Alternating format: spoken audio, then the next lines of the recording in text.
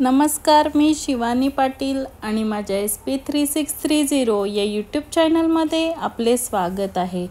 आता मी ऑस्ट्रियामधील साल्झबर्ग या शहरात आलो आहोत आणि हे युरोपमधील सर्वात प्रसिद्ध शहरांपैकी एक आहे, जे म्युनिकवरून 1 तासाच्या अंतरावर आहे। साल्झबर्ग हे असे शहर आहे की इथे हिटलरने आपले जर्मन सोने मिठाच्या गुहेत इतर मित्र राष्ट्रांपासून लपवले होते। कारण या शहरांमध्ये बवेरियन मीठ आढळते, म्हणून येथील लेण्यांना साल्झबर्ग असे नाव दिले। साल्झबर्ग हे जर्मनीच्या सीमेवरील ऑस्ट्रियन शहर असून पूर्वेकडील आल्प्सचे दृश्य आहे आणि हे शहर सॉल्झॅक नदीने विभागले गेले आहे। नदीच्या डाव्या बाजूला जुन्या शहरांच्या मध्ययुगीन बारोक इमारतीसुद्धा आहेत आणि उजवीकडे 19व्या शतकातील नवीन शहराचे तोंड आहे।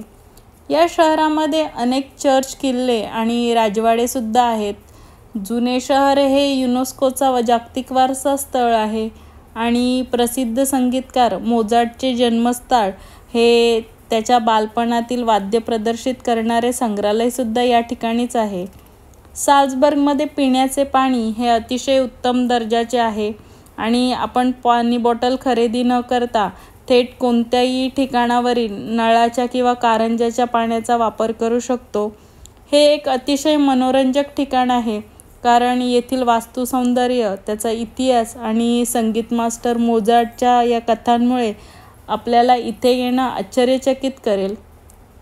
आम्ही 1 दिवसाच्या सहलीसाठी आलो आहोत, परंतु जर तुम्ही साल्झबर्गला भेट देण्याचा विचार करत असाल तर तुम्ही 2 दिवस येथे सहज घालवू शकता। त्याचप्रमाणे आता आम्ही शहराच्या प्रत्येक कानाकोपऱ्यात जाऊन होईल तितकं सौंदर्य कॅमेऱ्यात टिपण्याचा प्रयत्न करत आम्ही चालत साल्झ नदीवर पोचलो।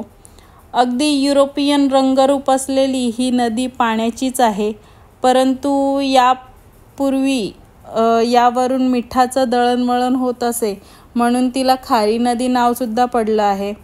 साल्झाच या जर्मन संज्ञेचं सॉल्ट रिव्हर हे इंग्रजी भाषांतर आहे आणि नदीवर छानसे पादचारी पूल आहे।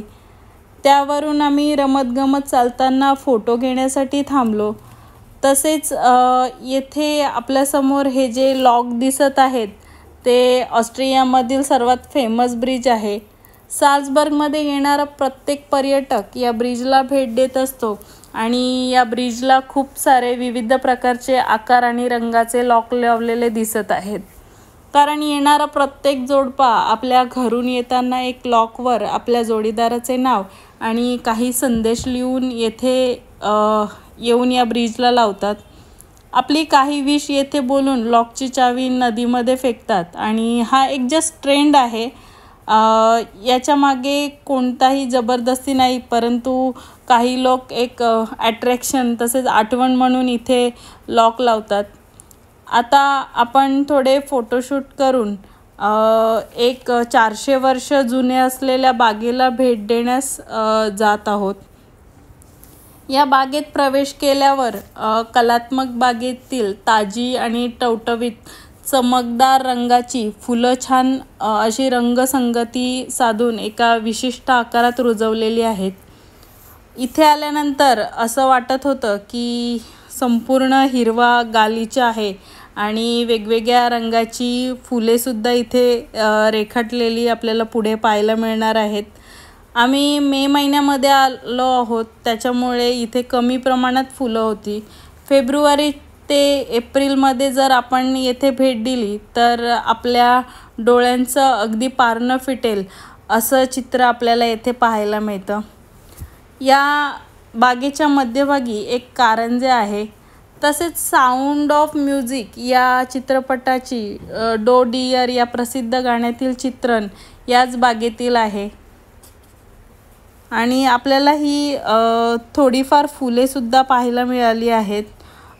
इतर महिन्यात आलो तर आपल्याला संपूर्ण बाग फुलांनी भरलेली दिसेल।